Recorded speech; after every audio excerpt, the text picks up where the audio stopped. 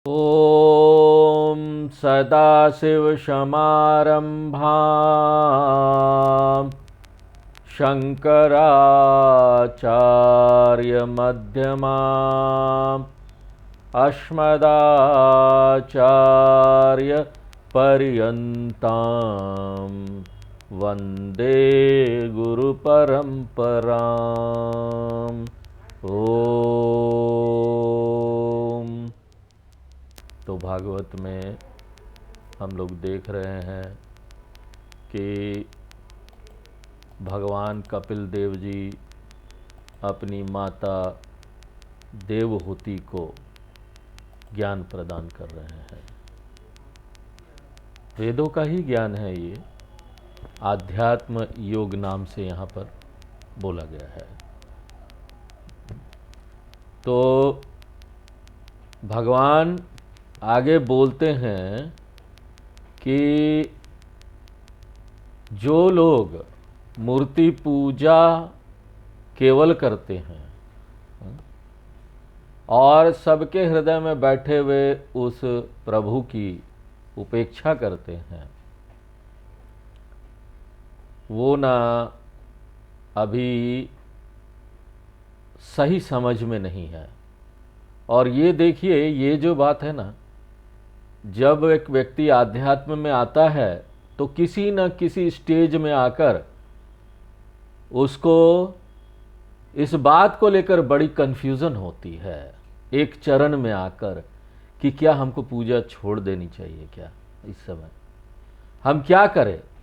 क्योंकि जब यहाँ अध्यात्म में आगे आते हैं, शास्त्र बोलते हैं सर्वत्र ईश्वर दर्शनम, हर जगह ईश्वर को देखो, हर जगह ईश्वर है।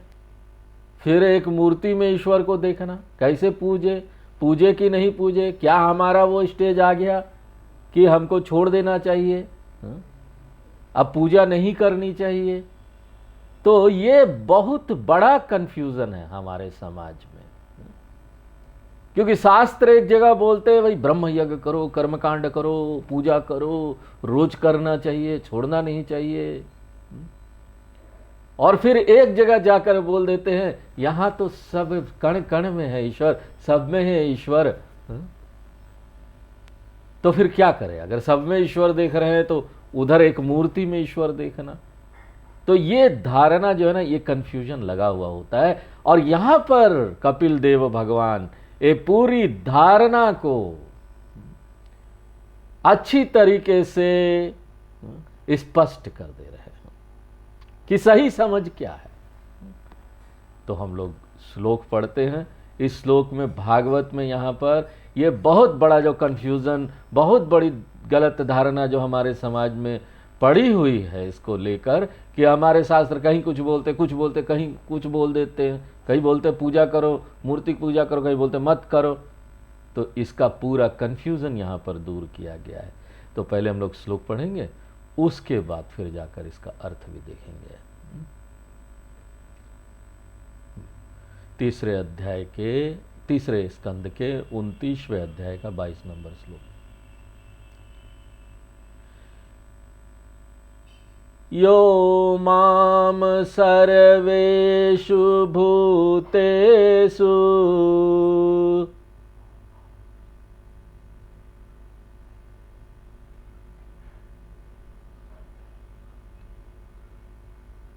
संतमात्मानमीश्वरम्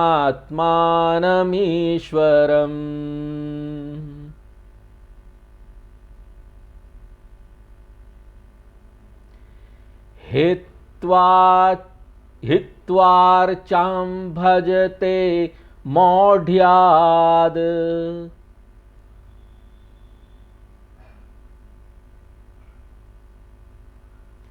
भस्मन्येव जुहोति सः।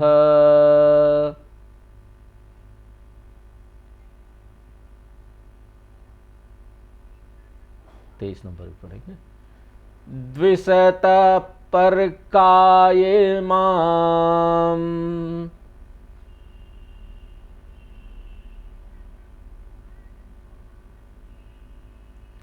मानिनो भिन्न दर्शिनः।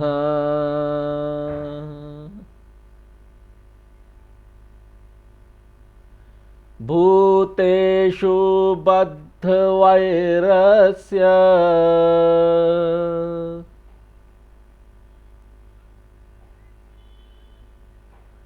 न मनः शान्तिमृच्छति।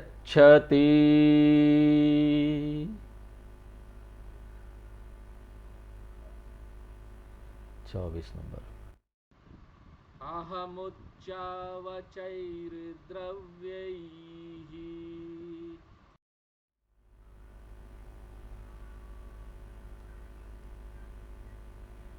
क्रिययोत्पन्नया नघैः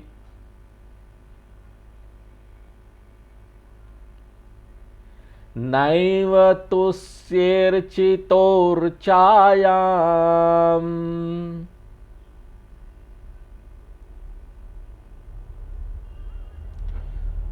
भूतग्रामावमानिनः।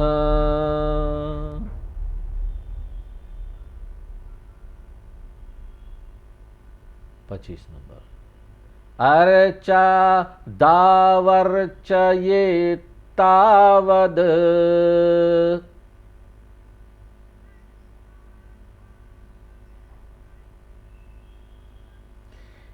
ईश्वरं माम स्वकर्मकृत।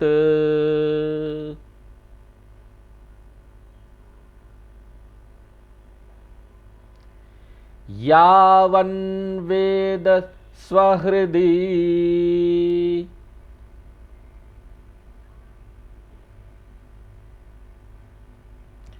सर्वभूतेष्वस्थितम्।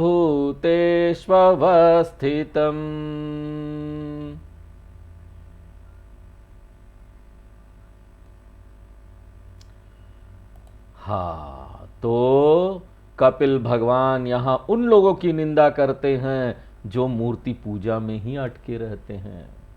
वो बोलते हैं देखो यहाँ सबके हृदय में बैठे हुए प्रभु जो है ना, हम उसकी उपेक्षा कर रहे हैं, मूर्ति पूजा में लगे हुए हैं, देख ही नहीं पा रहे हैं कि सभी प्राणियों में यहाँ पर वही भगवान है।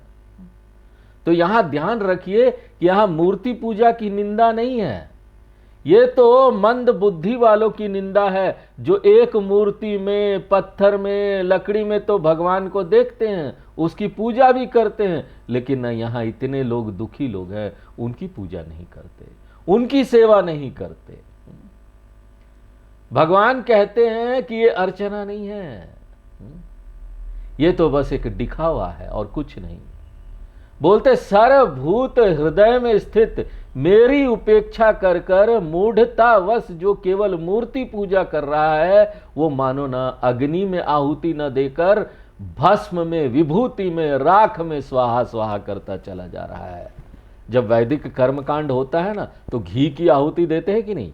तो किस में देते हैं? अग्नि में जलते हुए अग्नि में देते हैं। भस्म जो बुझ गया अग्नि, उसमें थोड़ी ना देते हैं। लेकिन यहां पर देखो उसकी तुलना इससे की जा रही है कि अगर आप यहां उसी प्राणियों में भगवान को नहीं देखते, उनकी सेवा नहीं करते, उनकी उपेक्षा कर देते हैं, हा?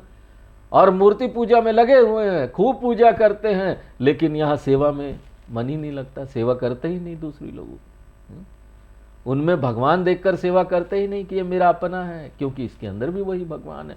तो ये ऐसे ही है जैसे ना भस्म में आहुति दे रहे हैं, दूसरों से वैर करते हैं, घृणा करते हैं, ऐसे व्यक्ति को कभी शांति प्राप्त नहीं होगी। वो मेरी उपेक्षा कर रहा है, भगवान बोलते हो मेरी उपेक्षा कर रहा है, मेरा अपमान कर रहा है। और आगे जाकर देखो कोई लोग गलत समझ ना बनाए, इसलिए आगे जाकर कपिल देव भगवान जी बोल देते हैं कि ये मूर्ति पूजा का महत्व है, हाँ? इसका उद्देश्य है कि हम आगे बढ़े साधना में, उसी को पकड़ के ना रहे। शुरू में मूर्ति पूजा जरूरी है, क्योंकि ना हम यहाँ पर सभी भूतों में ना उस परमात्मा को देख नहीं सकते हैं, उसके लिए बहुत समझ बनानी पड़ती है, हाँ? इसलिए तो गीता में शुरू में नहीं बताया भगवान ने, गीता में जाकर 10वें अध्याय में बताया कि ना देखो किस तरह से तुम सब यहां पर ना रूपों में मुझे देख सकते हो, सब अच्छी अच्छी चीजों में, दिव्य चीज में मुझे देख सकते हो। विभूति योग कराया, शुरू में पहले अध्याय में विभूति योग नहीं कराया उन्होंने तैयार किया। इतनी तैयारी चाहिए, इतनी साधना चाहिए कि 10वें अध्याय तक पहुंच सके, तब जाकर ना हम यहां पर विभूति योग देख सकते हैं। पूरे ब्रह्मांड में, यहां दुनिया में जो भी चीजें हैं उसके अंदर उसी परमात्मा को देख सकते हैं। और जब तक ये ना होना तब तक मूर्ति पूजा नहीं छोड़नी चाहिए। जब तक उस परमात्मा को अपने हृदय में नहीं देख लेते हैं, ये नहीं देख लेते हैं कि वही परमात्मा सबके हृदय में है, तब तक मूर्ति पूजा करती रहनी चाहिए, क्योंकि वही आपको दूसरे चरण में ले जाएगा। पहला चरण क्या है? मूर्ति पूजा से शुरू किया हमने, अपना इष्ट देव आया, बहुत प्रेम किया, बहुत पूजा की, सालों साल साधना की, वर्षों वर्षों तक की, जन्मों जन्मों तक साधना की। इसको बोलते हैं एक रूप ईश्वर की साधना। शास्त्रों में 3 चरण बताया गया है, वो चरणों में आगे बढ़ना है।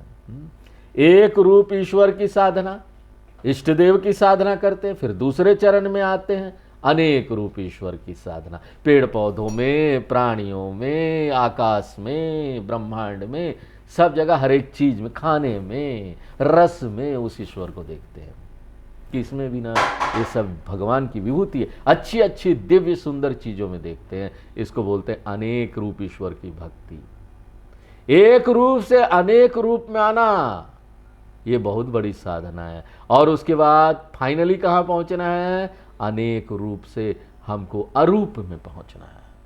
ये समझना है कि वो ईश्वर निर्गुण है, उसका कोई रूप नहीं। वो तो हमारे हृदय में भी चेतनता के रूप में, हमारे शरीर में भी है, दूसरे के शरीर में भी चेतनता के रूप में, तो यहां तो कोई अलग है ही नहीं। और मान लो हमने अभी अनेक रूप देखा ही नहीं, ठीक से हृदय में स्थापित ही नहीं कर पाए, ठीक से समझ ही नहीं पाए कि कैसे इस संसार में भगवान को देखना है, कण कण में भगवान को देखना, और मूर्ति पूजा भी छोड़ दी, न इधर के रहे न उधर के रहे। ऐसा काम नहीं करना है। शास्त्र ये नहीं बोलते हैं, शास्त्र की सही समझ ये नहीं है।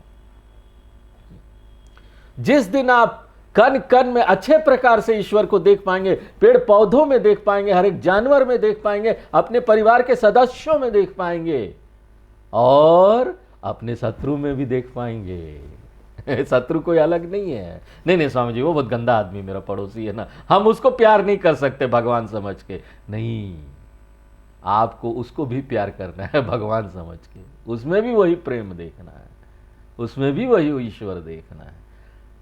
जब वो लिस्ट में कोई न रह जाए ना आपके लिस्ट में कि जिससे घृणा किया जा सके, क्योंकि सभी ईश्वर है, सब में ईश्वर आप देख पा रहे हो, तब आप मूर्ति पूजा छोड़ सकते हैं। अगर वो भी नहीं देखा, ये भी नहीं देखा, ना इधर के रहे ना उधर के रहे,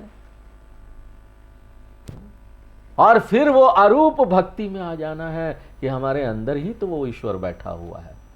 तो कई बार ऐसा होता है, आप ये वेदांत आश्रम या शंकराचार्य जी के जितने मठ में जाएंगे वहां ज्यादा पूजा नहीं होता है। वेदांत आश्रम में कहीं चले जाइए, शंकराचार्य जी के मठ में चले जाइए, वो लोग बस छोटा पूजा करते हैं मूर्ति रख के। वो भी क्योंकि लोग वहां विजिट करने आते हैं, वो लोग गलत न समझ ले इसलिए करते हैं, नहीं तो उनको जरूरत नहीं है इस चीज, उनको मूर्ति पूजा की जरूरत नहीं है। वो चाहे तो मंदिर ही ना रखे। हमारे गुरुजी बोलते थे कि वो तो गलती से हमने मंदिर बना दिया आश्रम में, वरना हम मंदिर रखते ही नहीं। वो तो हम छोटा सा मंदिर बना रहे थे, वो पंडित जी ने आके प्राण प्रतिष्ठा कर दिया, और एक बार प्राण प्रतिष्ठा हो गई तो रोज पूजा करना पड़ेगा आपको, आप उसको छोड़ ही नहीं सकते। तो उनको इस चीज की जरूरत नहीं है। वो तो ऐसी जगह पहुंच गए हैं कि बैठे रहे तो खुद ही भगवान है, अपने अंदर भगवान देख पा रहे हैं, और पूरा दिन पूजा हो रहा है, हर एक क्षण पूजा हो रहा है, उनका पूरा जीवन पूजा है। तो उनको किसी पूजा की जरूरत नहीं, उनको मूर्ति पूजा की, लेकिन उनको देखकर अगर हम छोड़ दे तो, इसलिए शंकराचार्य जी के मठ में भी वो लोग छोटा पूजा जरूर रखते हैं, ताकि ना जो आने वाले विजिटर लोग हैं वो गलत न समझ ले, उनको ये उदाहरण जाए कि भाई पूजा करते रहो जब तक कि आप पूरी तरह से अपने हृदय में स्थापित, दूसरे के हृदय में स्थापित उस परमात्मा को ना देख लो। तो ये बात हमको अच्छी तरीके से स्पष्ट रूप से समझ लेना चाहिए। ऐसा नहीं होना चाहिए कि हमको जब साकार की पूजा करने के लिए कहा जाता है तो हम कहने लगेंगे भगवान क्या साकार है, वो तो सर्वव्यापी है, वो तो हर जगह है, कोई मूर्ति में थोड़ी है, मंदिर में थोड़ी है, वो तो निर्गुण है। तो ठीक है, निर्गुण में मन लगाओ। अगर तुम्हारा मन निर्गुण में लग जाता है, जरूरत नहीं है। लेकिन लगता कहां है मन? अनेक रूप में ही नहीं लग पाता है, अरूप वाले निर्गुण में कहां से लगेगा? अगर ऐसा हो गया तो महान बात है, फिर तो बोलते ये श्रेष्ठ भक्ति में। इसलिए भगवान गीता में भी बोल देते हैं ना कि भक्ति कौन सी श्रेष्ठ है? ज्ञानी भक्ति श्रेष्ठ है। बंद कर दीजिए सारी चीजें, सारे लाइट्स। तो कौन सी श्रेष्ठ है भक्ति? एक ज्ञानी भक्त। ज्ञानी भक्त सबसे श्रेष्ठ है। सभी भक्तों से ज्ञानी भक्त श्रेष्ठ है, क्योंकि वो ना मुझे अपने अंदर देख लेता है, वो मेरे से एक हो जाता है। तो अगर ऐसा देखना आ जाए ना तो आप पूजा ना करो, पूजा रूम भी मत रखो, मूर्ति भी मत रखो, कोई फर्क नहीं पड़ता। इसके बाद भगवान आगे बताते हैं जगत के प्राणियों की श्रेष्ठता का तारतम्य बताते हुए कहते हैं कि पत्थर से वनस्पति, वनस्पति से पशु, पशुओं में भी एक इंद्रियों से दो इंद्रियों वाला श्रेष्ठ है। इस प्रकार से आगे बताते हुए कहते हैं कि ब्रह्म ज्ञानियों में भी जो मेरी सेवा करने में रमता है वो सबसे श्रेष्ठ है, उससे बढ़कर दूसरा कोई व्यक्ति नहीं है। इस प्रकार कपिल भगवान भक्ति योग को स्थापित करते हैं, भक्ति योग की महानता बताते हैं, उसका वर्णन करते हैं और बोलते हैं अपने अंदर सात्विक भक्ति को बढ़ाओ। देखिए उनके उपदेश का सार इतना ही है कि हम मूर्ति पूजा करें और उसकी कीर्ति सब और देखें और जाने कि जिसकी हम बाहर पूजा कर रहे हैं ना वही भीतर है। देहो देवालय प्रोक्तः, ये देह ही मंदिर है और इसके हृदय में यहां पर गर्भगृह है जहां भगवान बैठे हुए हैं। हम जिस तरह से यहां आईना में देखते हैं ना, आईना में क्या देखते हैं? अपने आप को ही देख रहे हैं ना। आईना में अपने आप को देख रहे हैं। उसी प्रकार से जब मंदिर में जाए भगवान को देखे तो भगवान एक आईना है, अपने अंदर भी अपने आप को दिखना चाहिए वहां पर आईने की तरह। और इसके बाद भगवान आगे बताते हैं कि किस तरह से एक अधार्मिक साधन विहीन जीवन किस तरह से एक गलत परिणाम लेकर आता है, उसके परिणाम का वर्णन करते हैं। देखो यहां पर ना शास्त्रों में दो पद्धतियां हैं बताने की। एक तो है विधेयात्मक पद्धति, पॉजिटिव तरीके से बताएंगे, सब अच्छा अच्छा है बताएंगे, अच्छी अच्छी चीजें बताएंगे। एक है ना नकारात्मक तरीके से बताएंगे कि ये नहीं करोगे तो क्या पाप मिलने वाला है, करोगे तो क्या पुण्य मिलेगा, नहीं करोगे तो क्या पाप मिलेगा। विधेयात्मक और निषेधात्मक प्रकृति पद्धति, positive method and negative method. इस प्रकार से साधना करोगे तो उच्च फल प्राप्त होगा और यदि नहीं करोगे तो कोड़े पड़ेंगे, कोड़े। इसलिए आगे के अध्याय में नरक का वर्णन आता है। जो लोग, यानी नरक है, हाँ, जो लोग किसी भी प्रकार से धर्म, उपासना, भक्ति और ज्ञान का आश्रय नहीं लेते उनको भगवान बहुत रुलाते हैं। झटका मिलते रहेगा जीवन में। संकल्प करके कोई अगर उसको पूरा नहीं करता तो समझ लेना चाहिए कि भगवान उसे अपनी ओर खींचना चाह रहे हैं। भगवान स्पष्ट रूप में कहते हैं कि मैं जिसको अपनी ओर खींचना चाहता हूं डरिएगा मत, उसका धन हर लेता हूं, सारा धन हर लूंगा, उसको दुखी बना दूंगा।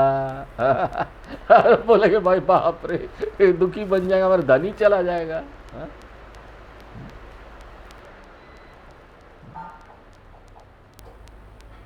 जल्दी से ये बात हमको समझ में नहीं आती। हम जब व्यवहार काल में रहते तो भुला जाते इस बात को यहाँ कहते हैं कि कर्म, भक्ति, उपासना, ज्ञानार्जन, अगर कोई ये कुछ भी नहीं करता ना, वह नरक में जाता है। नरक लोग भी होते हैं, यहाँ ध्यान देने वाली बात है। नरक में जो दुख है सो तो है ही, यहां पर कोई कम है क्या? यहां भी तो नरक जैसा जीवन बना हुआ है। शास्त्रों का आश्रय लेते नहीं है, उस ज्ञान का आश्रय लेते नहीं, भगवान का आश्रय लेते नहीं, तो नरक जैसा जीवन होगा ना। बुझा बुझा सा चेहरा, लोगों का चेहरा देख लो, पता चल जाएगा, वही नरक मिल जाएगा। स्वर्ग और नरक वहीं पर चेहरा में नजर आ जाएगा। एक ना ईसाई पादरी थे, उन्होंने अपने शिष्यों को पढ़ाया और कहा कि जाओ अब तुम लोग जाकर प्रचार करो। तो उन्होंने बोला, देखो एक बात ध्यान में रखना कि स्वर्ग का वर्णन करते समय चेहरे पर बड़ा प्रसन्नता रखना, बड़ा अच्छा है, देखो स्वर्ग इतना अच्छा है, आंखों में चमक रखना, और अच्छे भाव भंगिमा करते हुए हाथ ऊंचे कर कर हंस हंस कर उसका वर्णन करना। और तब एक ने पूछा, वहां पर जो भी प्रचारक लोग थे उनमें से पूछा, और जब हमें नरक का वर्णन करना होगा तो क्या करें? बोले देखो तुम कुछ मत करना। क्यों? ऐसे ही खड़ा रहना, लोग समझ जाएंगे नरक है यार। चेहरे से समझ जाएंगे। विशेष रूप से कुछ करने की जरूरत नहीं है, चेहरा बता देगा। यहीं पर लोग इसी संसार में इतना नरक यातना भोग रहे हैं। दिन रात परिवार को पालो, परिवार को पालने के लिए कितने कितने पाप कर्म करते जा रहे हैं, कैसे कैसे दुख भोग रहे हैं। और बताइए, पूछिए लोगों से, बोले हमको लगता है घर से भाग जाए कभी स्वामी जी, इतना सारा काम है, इतना काम का बोझ है ना, लगता है घर से भाग जाए। और जाकर किसी आश्रम में पहुंच जाए, और उसके बाद आश्रम में स्वामी जी के नाक में दम करे। पहले घर को नरक बनाया हुआ था, उसके बाद आश्रम को नरक बनाएंगे। तो इस प्रकार से क्या है कि ना, यहां पर जीवन में लोग परेशान हो जाते हैं। यही है, जन्म से लेकर मृत्यु तक जो ये सब चलता रहता है ना, इसको बोझ समझ के, ज्ञान नहीं है ना, हम बोझ समझ के कर रहे हैं। जहां हो तुम वहीं पर अपने आप को इतना सुंदर बनाओ कि वो स्वर्ग हो जाए।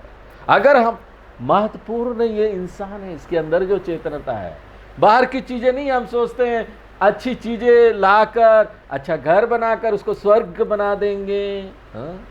इस स्वर्ग बाहर की चीजों से नहीं बनता है। स्वर्ग बाहर की चीजों से नहीं, बाहर तो रहेगा ही, स्वर्ग नरक चलता रहेगा। स्वर्ग कभी स्वर्ग कभी नरक।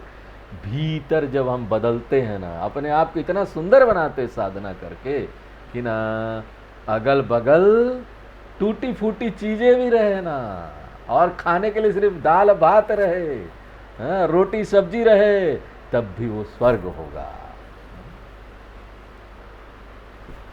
अब लोग इतने भुगत रहे, इतना बुझा बुझा चेहरा सा बुझा बुझा सा चेहरा लेकर चलते हैं कि और कौन सा नरक स्पेशल चाहिए उनको, यहीं पर नरक इतना है।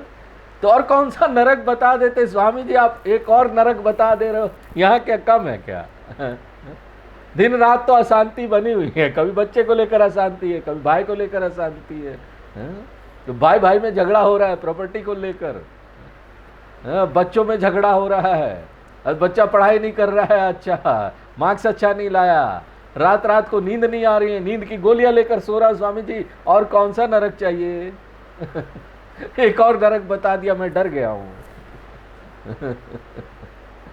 तो देखो, हमारे शास्त्रों ने एक बहुत अच्छी बात यहाँ पर ये बताई है कि ना, हमारा नरक शाश्वत नहीं है।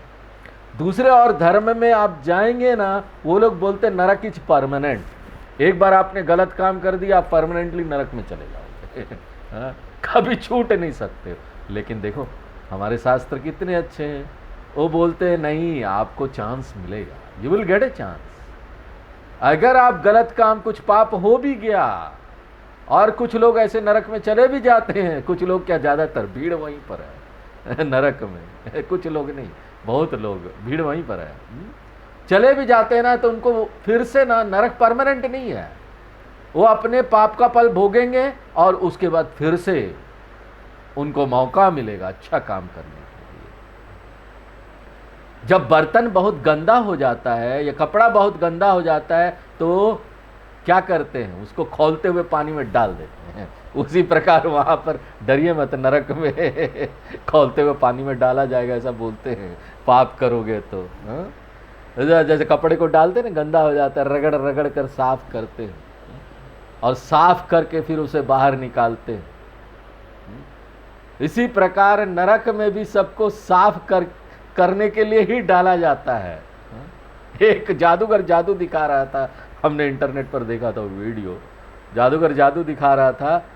वो बोलता है हम लोगों का जो दिल है ना बहुत गंदा हो गया, काला हो गया, आओ सबका दिल निकाल निकाल के धोएंगे। तो एक लड़की को खड़ा करता है, कपड़ा डाल देता है, कोई देखता नहीं है, फिर ऐसे करके उसका दिल निकाल के लाता है। सच में जब डब डब डब डब कर रहा था और वो एकदम काला था, फिर उसको ना बाल्टी में डालता है सर्फ वाले पानी में और उसको धोता है, पूरी अच्छे तरह से लाल करता, बोलता देखो काले दिल को धोल के लाल कर दिया, अंदर डाल देता है फिर जादू का खेल है, जादू से किया उसने। तो इस प्रकार से ये साफ करते हैं, नरक में भी ना इस प्रकार से साफ किया जाता है। तो आगे कहते हैं यह जीव नरक में जाता है और फिर वहां से बाहर आता है, तब पहले वह जीव पुरुष के शरीर में आता है वीर्य के रूप में, फिर जब उस वीर्य की स्थापना की जाती है स्त्री देह में, तब जाकर गर्भाधान होता है।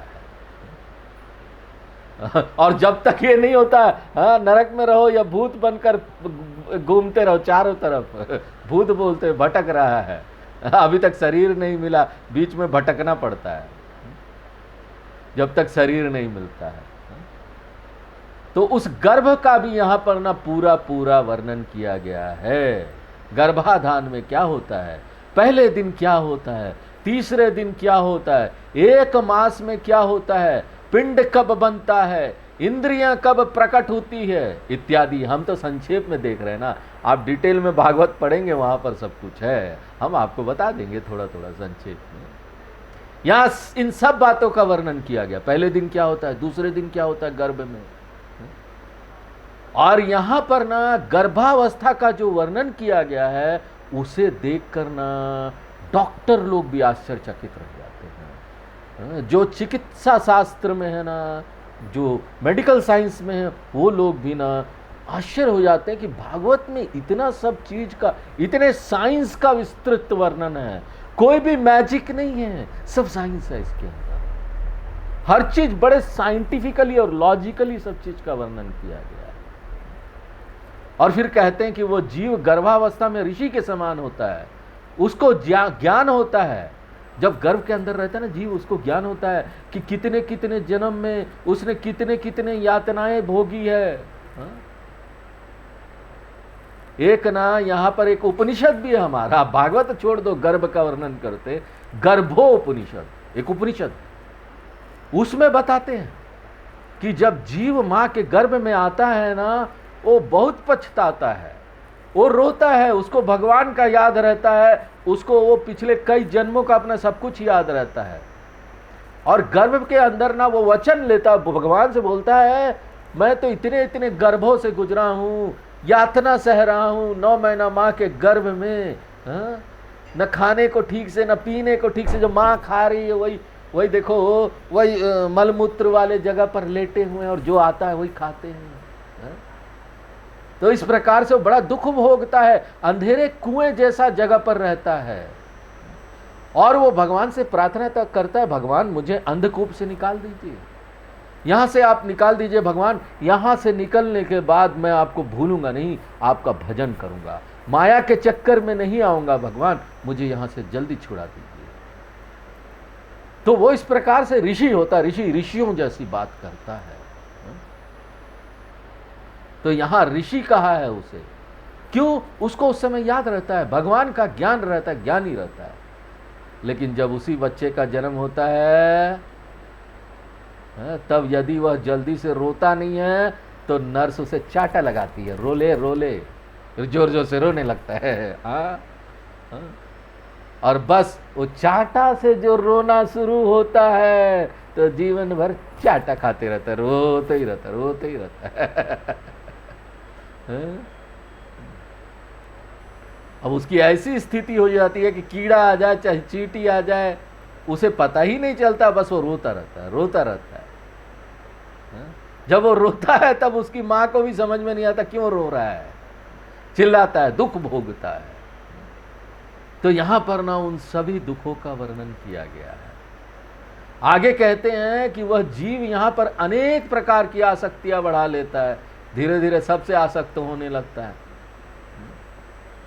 लेकिन सभी आसक्तियों में जो स्त्री में होने वाली आसक्ति है ना, इसी प्रकार स्त्री के लिए पुरुष में होने वाली आसक्ति है, वो सबसे ज्यादा कष्टप्रद है। दूसरी आसक्तियां इतनी तकलीफ नहीं देती। हम सब देखते हैं, जानते हैं कि जब किसी लड़की को किसी लड़के से प्रेम हो जाता है तब वे लोग जन्मों के संबंध, माता पिता के साथ जो जन्म से ही एक संबंध बना रहता है, प्रेम होता है, उसे भी त्यागने के लिए तैयार हो जाते हैं। नहीं नहीं, मैं तो उससे प्यार करता हूँ, मम्मी छोड़ के जा रहा हूँ आपको। अरे वही मम्मी ने इतना पाला पोसा बड़ा किया, हा? उसको भी छोड़ देते आप, अपनी माँ को भी छोड़ने के लिए तैयार है जिसने सब त्याग दिया आपको पालने के लिए। पिता को भी छोड़ने के लिए तैयार है, हा?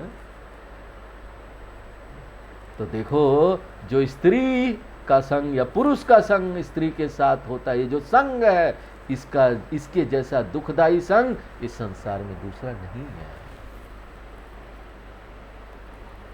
इसके हाथ का खिलौना कभी नहीं बनना चाहिए। स्त्री पुरुष, पुरुष स्त्री, समझ से अगर साथ हैं, ये बात समझ ले कि साधना से हम साथ हैं, साधना के लिए साथ है, एक दूसरे को साधना में आगे बढ़ाने के लिए साथ हैं, एक दूसरे को भगवान से जोड़ने के लिए साथ है, एक दूसरे को शास्त्र और गुरु से जोड़ने के लिए साथ है, तब तो ठीक है, तब वो रिश्ता ठीक है। लेकिन ऐसा रिश्ता बड़ा विलक्षण मिलता कहाँ है। आजकल तो लोग एक साथ जुड़ जाते, शादी कर लेते तो बोलते जन्म जन्म का साथ है। शास्त्रों ने ये बात नहीं बोली कि ये जन्म जन्म का साथ है। भैया ये कोई साथ नहीं है, ये साथ भगवान से जुड़ने के लिए आए हो, एक दूसरे से चिपट के जुड़ने के लिए नहीं आए हो। इसलिए इस बात को समझो और ज्यादा मत बोला करो, उसके बिना हमको मन ही नहीं लगता है। वो बोल रहे हैं ना, तुम 4 दिन के लिए भी चले जाते हो तो हमको मन नहीं लगता है। और सबसे कठिन परिस्थिति व्यवहार में कब आता है मालूम है? पति पत्नी के साथ। पति अगर आध्यात्म में आगे निकल गया, संन्यास लेना चाहता, पत्नी नहीं छोड़ेगी। नहीं नहीं, कैसे जाओगे मुझे छोड़कर। और पत्नी अगर आगे निकल गई, संन्यास लेना चाहती, पति नहीं छोड़ेगा। कैसे जाओगे, मैं तो तुम्हारे बिना रह ही नहीं सकता। इतना ज्यादा एक दूसरे से आसक्ति हो जाती है, ये रोड़ा बन जाते, बाधा बन जाते हैं फिर एक दूसरे के लिए। और आजकल तो ऐसा हमारे यहाँ लॉ भी है, नियम भी है ना, आप जल्दी डाइवोर्स भी नहीं ले सकते कि संन्यास लेना है तो डाइवोर्स ले लो। वो भी नहीं ले सकते। बहुत कठोर और कठिन लॉ है, नियम है। इसलिए आजकल जो कथा, भागवत कथा हो रही है ना, एक अनिरुद्ध आचार्य जी है, बार बार बोलते हैं, पानी पियो छान कर, शादी करो जानकर। बस जानकर शादी करना कि छूट नहीं पाओगे। आगे अगर कुछ उच्च चीजें करनी होगी तो नहीं छूट पाओगे। इसलिए या तो जाना है तो डूब जाओ, नहीं तो वहां पर जाओ ही मत। पहले से करो ही मत, विवाह ही मत करो, धीरे धीरे करके भगवान की तरफ मुड़ो, जाओ। नहीं तो आजकल कहते नियम इतना कठोर है, इतना सब है, लॉ है, इतने सारे लॉ है कि आप उसको छोड़ ही नहीं पाओगे, वो टूट ही नहीं पाएगा। तो या तो समझ से रहो, जो कि बड़ी रेयर है, संभव नहीं मिलता पति पत्नी, बहुत कठिन है। ऐसा हमने देखा, हमारे स्वामी जी जो है, स्वामी दयानंद जी जब संन्यास देते हैं वहाँ पर गंगा के किनारे, बहुत लोगों को एक साथ साल में एक बार मिलते हैं वहाँ पर, तो जो लोग रिकमेंड करते हैं नीचे से कई साल तक वो लोग साधना वाले जीवन जीते हैं, तो दूसरे स्वामी उसको रिकमेंड करते हैं, इसको मैं रिकमेंड करता हूँ संन्यास लेने के लिए। तो एक साल में वहाँ पर गंगा जी के किनारे पूरा फंक्शन होता है और स्वामी जी संन्यास देते। तो कई बार हमने देखा है कि वहाँ पति पत्नी एक साथ संन्यास ले रहे हैं, पति पत्नी भी ले, तो ऐसा होता है, लेकिन बड़ा रेयर है, बड़ा कठिन है मिलना ऐसा जोड़ा जो कि ना भगवान की तरफ एक साथ आगे बढ़े। तो कपिल देव जी यहां साफ साफ कहते हैं कि जो पुरुष स्त्री के प्रति अति आसक्त है, मेरी स्त्री मेरी पत्नी कहता रहता है, वो पुरुष ना पहले स्त्री था। अर्थात आज जो पुरुष है ना, वो पूर्व जन्म में स्त्री था, और पुरुष देह में आसक्त होने के कारण स्त्री देह छोड़कर पुरुष बन गया। उल्टा होता रहता है, अभी आप पुरुष में आसक्त है, अगले जन्म में पुरुष बन जाएंगे, जो स्त्री में आसक्त है अगले जन्म में स्त्री बन जाएगा, पुरुष स्त्री चलता रहेगा। आसक्ति किस में है? वही चीज होगा ना, वही चीज का जन्म आपको मिलने वाला है। तो कौन स्त्री कौन पुरुष, यहां कोई ठिकाना नहीं, यहाँ के देह ऊपर से दिख तो रहा है, पिछले जन्म का कर्म और संस्कार तो पुरुष का लेके आए हो ना। तो कौन स्त्री कौन पुरुष शरीर से। ये तो एक चीज है, धर्म में आप ऐसा देख सकते हो। दर्शन में तो शंकराचार्य जी ने बोल ही दिया, ना हम स्त्री ना हम पुरुष अहम ब्रह्म। दर्शन में तो रहता ही नहीं, फिर शरीर का भान ही नहीं रहता, कौन स्त्री कौन पुरुष। तो इस प्रकार से पुरुष और स्त्री पहचानना भीतर से सूक्ष्म शरीर में मुश्किल है कि सूक्ष्म शरीर से कौन स्त्री है कौन पुरुष है। वेदांत की दृष्टि से जब हम ये सब देखते हैं ना, तो हमको हंसी आने लगती है, हंसते हैं कि ये क्या हो रहा है। यहां साफ लिखा है कि जो स्त्री देह में आसक्त था वो स्त्री बन जाता है, स्त्री को पुरुष देह में आसक्ति हो तो पुरुष बन जाती है, और ये चक्र चलता रहता है, स्त्री पुरुष चलता रहेगा। गृहस्थाश्रम भी गृह में आसक्त होने के लिए नहीं होता। हम बार बार बोलते हैं गृहस्थाश्रम आसक्ति के लिए नहीं है। जो लोग गृहस्थाश्रम में हैं उसको भी अपना जीवन इस प्रकार बना लेना चाहिए जैसे हर कार्य के द्वारा वो भगवान की ही पूजा कर रहे हैं। शास्त्र हमको यही बोलते हैं। वो एक प्लेटफॉर्म है, गृहस्थाश्रम भोग करने के लिए नहीं। जब हम विवाह करते हैं हमको एक प्लेटफॉर्म मिलता है कि हम सेवा करेंगे, लग के सेवा कर कर सेवा से बाहर निकलकर वही भगवान से जुड़ेंगे। घर का काम भी पूजा समझकर करो, कोई भी काम खराब नहीं है, 100% दे के करो, अपना एजेंडा लगा कर नहीं कि हमको कुछ मिलेगा तभी हम उसको अच्छा से करेंगे। हम हर काम को अच्छा से क्यों नहीं कर सकते? सभी काम को अच्छे से करो, चाहे वो तुम्हारा हो या ना हो। किसी ने कुछ दिया हो करने के लिए, उससे आपको कुछ नहीं मिल रहा हो, तब भी उसको इतने सुंदर तरीके से करके दो ना, सामने वाला इतना इंप्रेस हो जाए कि क्या बात है इस बंदे में, एक काम दिया था इतना सुंदर से करके दिया। ऐसा करो, कर्मयोग ऐसा होना चाहिए, 100% देकर होना चाहिए। अपना एजेंडा नहीं लगाना चाहिए, हमको मिलेगा तभी हम कुछ अच्छा से करेंगे, तब भी अच्छा से नहीं करते। आजकल तो देखिए दुनिया ऐसी हो गई, मार्केट प्लेस हो गया है, सब व्यवसाय हो गया है, और व्यवसाय को लोग भी ढंग से नहीं करते। अगर कोई बिजनेस अपना इतना ढंग से करेगा ना, उसका बिजनेस आगे बढ़ने में कर्म योग समझ के करेगा ना, वो बिजनेस में बहुत आगे बढ़ जाएगा। आनंद से करेगा, हमको कुछ मिले चाहे ना मिले। इसका उदाहरण हमको इसी संसार में मिलता है। इंटरनेट पर, सोशल मीडिया पर आप देखिए, हम एक देख रहे थे नागपुर का कोई एक चाय वाला, डॉली चाय वाला। उसको देखकर आप हंसेंगे तो, लेकिन इतना जान लीजिए उसने अपने चाय के काम को इतना सुंदर तरीके से किया ना कि लोग इतना फेमस हो गया कि आज वो घूमता रहता है दुनिया में, बड़े बड़े लोगों से मिलता है और चाय पिला के रील बनाता है। कितने पैसे कमा रहा महीनों महीने। छोटा सा चाय वाला एक रेहड़ी पर चाय लगाता था और अपने चाय को स्टाइल में बेचता था। क्यों? क्योंकि उसको मालूम था नहीं तो बुझा बुझा चेहरा लेकर ज्यादातर चाय वाले बेचते हैं, आज तो कमाई हुआ नहीं, अरे 2 रुपए का चाय बेच रहा हूँ, 50 पैसा भी नहीं मिलेगा और शाम तक क्या पता नहीं मिलेगा नहीं मिलेगा। बड़ी मुश्किल से वो दूध लाते हैं, बड़ी मुश्किल से अपना वो गंदा गंदा बर्तन रखे हुए उसको धोते भी नहीं 10 दिन तक, 15 दिन तक। क्या बात है, कौन देख रहा है, हम तो चाय पिला रहे, दूसरा चाय पी ले बस, चाय टेस्टी होना चाहिए, बाकी पीछे से क्या गंदगी आ रहा क्या मतलब। अपना एजेंडा लगाते हैं ना, कौन मेहनत करे इसको साफ करने में, पीछे कौन देख रहा है, छुपा देते, कपड़ा डाल के रख देते हैं, वही गंदगी वाला चाय बर्गर अच्छी अच्छी वो सब लगता है ना, खाने में मजा आता है। हाँ, टिक्की बतासा सब देते हैं, सब गंदगी गंदे हाथ से छू कर और उसके बाद गंदे गंदे बर्तन में रखकर बस खाने में इतना तेल डाल देते हैं, उसमें इतना नमक डाल देते हैं, बड़ा स्वादिष्ट लगता है, बहुत भीड़ लगा हुआ है। अपने काम को अच्छे से नहीं करते, वो दूसरों का नहीं सोचते किसके पेट में जा रहा है, वही हृदय में वो भगवान है, मेरा गलत हो जाएगा अगर मैं गलत तरीके से उसको दूंगा तो। कर्म योग में हमको ये बात सोचनी चाहिए। अगर कोई व्यक्ति ऐसा अपना काम करेगा ना, उसका बिजनेस क्या, उसको नौकरी में भी आगे बहुत अच्छी होगा। अपना समझ कर करो, मजा लेकर करो, आनंदित होकर करो कि भगवान का काम करो, जीवन ही बदल जाएगा। और बदला है लोगों का जीवन, हम देख रहे हैं यहाँ पर। चलिए आज यहीं पर विराम देते हैं, आगे फिर लोग नेक्स्ट क्लास में। ओम पूर्णमदः पूर्णमिदं पूर्णात् पूर्णमुदच्यते पूर्णस्य पूर्णमादाय पूर्णमेवावशिष्यते। ओम शांति शांति।